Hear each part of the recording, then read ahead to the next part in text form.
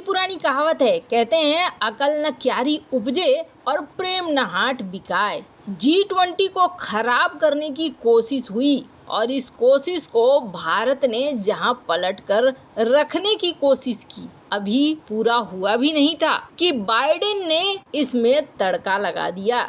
Biden Bharat के साथ आकर खड़े हो गए और उल्टा जिनपिंग की क्लास ही लगा दी है। जानेंगे क्या है मामला। तो वहीं दूसरी तरफ खुद जिनपिंग को अपने ही देश में नेताओं का अब विद्रोह देखने को मिल रहा है। बीच मीटिंग में ही बवाल मच गया। जानेंगे जिनपिंग के लिए मुसीबत घर में कैसे खड़ी हो गई है। जियोपॉलिटिक्स में धमाल मचा है। आइए जानते हैं इन खबरों को विस्तार से। G20 मीटिंग में पुतिन नहीं आ रहे हैं, इस बात का अंदाजा था और बाद में जाकर बहुत पहले पुष्टि भी कर दी पुतिन ने, लेकिन जिनपिंग ने अंतिम समय तक सस्पेंस बनाकर रखा और अंत में आकर ये कह दिया कि हम नहीं आ रहे हैं। हालांकि बहुत सारे एक्सपर्ट, बहुत सारे विशेषज्ञ ये मान चुके थे कि जिनपिंग इस मीटिंग में नहीं आएगा, क्योंकि आखिर किस मुंह से मुंह दिखलाएगा। बहुत सारी चीजें हैं एक साथ, जैसे कि सीमा का विवाद है। दूसरी बड़ी चीज ये है कि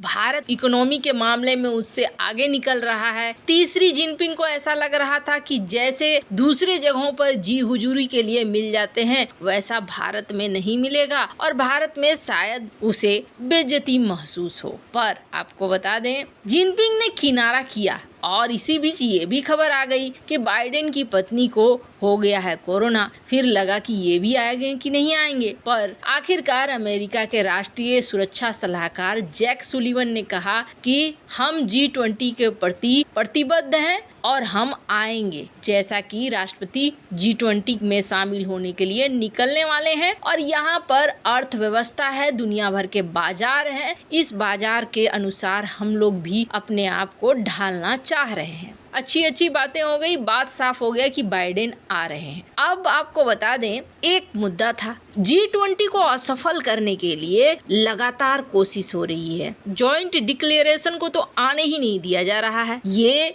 एक पहली चाल थी जो पहले से तय थी। दिख रहा था कि भारत के G20 को चाइना नहीं चाह रहा है सफल हो। आप देखेंगे, जरा सोचिए, इंडोनेशिया के जो जॉइंट डिक्लेरेशन था उसी के 2 पैराग्राफ लिए गए यूक्रेन युद्ध से संबंधित, लेकिन वहां पर चाइना और रूस को दिक्कत नहीं थी। यहाँ पर चाइना और रूस को दिक्कत है। इसका मतलब साफ दिख रहा है कि ये चाह ही नहीं रहे हैं कि जॉइंट डिक्लेरेशन यहाँ से आए। एक ऐसे मुद्दे पर घेरो जिस मुद्दे पर फंस जाए, और अगर इतना बड़ा इवेंट हो, एक जॉइंट डिक्लेरेशन नहीं आ रहा है, मतलब माना जाएगा कि ये तो एकदम से बेकार हो गया। भारत ने इसका तोड़ निकाला। भारत ने तोड़ निकाला कि चलो इतना बड़ा काम कर देते हैं कि ये जो सारी चीजें हैं ना, छोटी छोटी लगने लगे और उस बड़े के बीच में ये छोटी चीजें दब जाए। बड़ा करने के लिए क्या करना होगा? भारत ने कहा G20 को G21 बना देते हैं। ये तो बहुत बड़ी बात हो गई।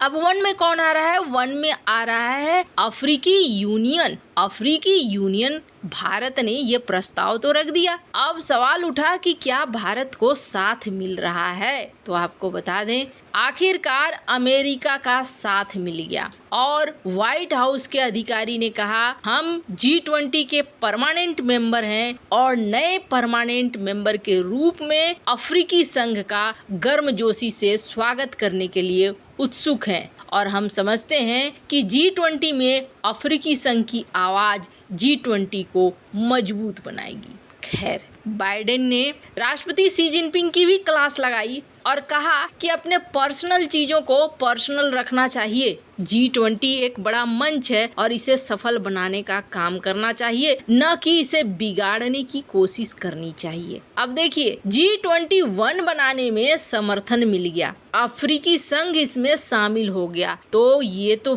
बहुत बड़ी बात होगी ना। इतना बड़ा हो गया कि G20 समझ लीजिए कि कहीं और की तुलना में भारत में सबसे ज्यादा सफल हो गया। अब कहते हैं कर्महीन खेती करे, बैल मरे सूखा पड़े। वही हाल चाइना के साथ है। चाइना यहाँ G20 में नहीं आया है, इसका एक और बड़ा कारण बताया जा रहा है और वो बड़ा कारण ये है कि चाइना के अंदर इस वक्त एक विद्रोह चल रहा है। और वो विद्रोह कहीं न कहीं निकल कर अब आने लगा है, क्योंकि पानी सर के ऊपर जा चुका है। आपको याद होगा ये तस्वीर, हू जिनताओ, ये वो बुजुर्ग नेता थे जिनका सम्मान होना चाहिए था। लेकिन जैसे ही तीसरा कार्यकाल राष्ट्रपति का हासिल किया जिनपिंग ने, वैसे ही एक मीटिंग बुलाई, और ये बहुत बड़ी मीटिंग थी जहां सीसीपी के लगभग सारे प्रमुख मेंबर थे, बड़े से छोटे तक। और यहाँ पर एक ऐसा सम्मेलन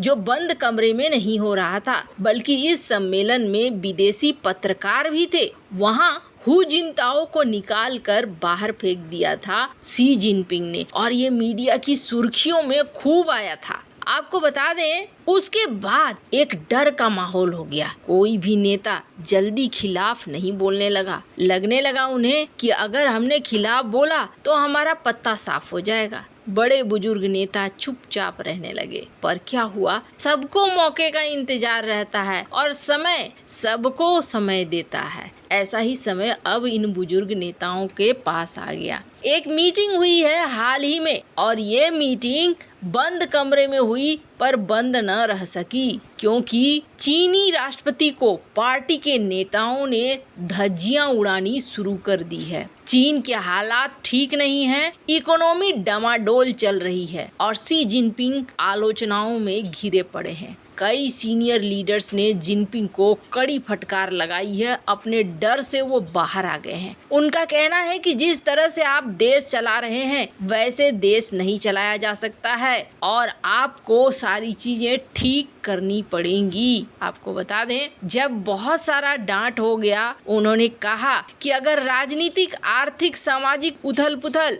ऐसे ही चलती रही तो सीसीपी जनता में अपना समर्थन खो देगी और जनता फिर हमारे खिलाफ हो जाएगी। सीनियर लीडर्स ने जिनपिंग को क्लियर कर दिया कि वो और ज्यादा उथल पुथल बर्दाश्त नहीं कर सकते हैं। अब क्या हुआ, जिनपिंग का कहना है, मैं क्या करूं, मेरे ऊपर के जितने थे उन्होंने सारी समस्याएं छोड़कर चले गए हैं, वो उन सभी का मैं ठीक कर रहा हूं। एक जमाना था जब इन्हीं बुजुर्ग नेता, जिनको आप तस्वीरों में देख रहे हैं, इन्हीं के कंधे पे चढ़कर वो राष्ट्रपति बने थे। और आपको बता दें, इस मीटिंग के बाद जिनपिंग की जो क्लास लगी है, जिनपिंग के मन में एक डर बैठ गया है कि अब जो है लोगों का डर खत्म हो गया है, अब खुलकर आ रहे हैं। तो वहीं सबसे ज्यादा सदमे में तो प्रधानमंत्री ली कीयांग है। क्यों? क्योंकि एक ऐसी अर्थव्यवस्था उसके कंधे पे डाल दी गई है जो डामाडोल हो रही है। आपको बता दें, कहा तो ये भी जा रहा है कि जिनपिंग को समझ में आ गया है चाइना के अंदर चीजें उसके खिलाफ चल रही हैं, इसलिए जिनपिंग G20 मीटिंग में नहीं आ रहा है। इसके अलावा एक आसियान की भी मीटिंग हो रही है और जिनपिंग जानता है आसियान की ये मीटिंग बेहद महत्वपूर्ण है, पर यहाँ पर भी जिनपिंग नहीं आ रहा है। खैर, आज नहीं तो कल जिस तरीके से शासन चला रहे हैं जिनपिंग, समस्या तो आनी ही है। वैसे इन सब मामले में आपकी क्या राय है, कमेंट कर जरूर बताएं। जल्द मिलते हैं अगली वीडियो में नई खबर के साथ।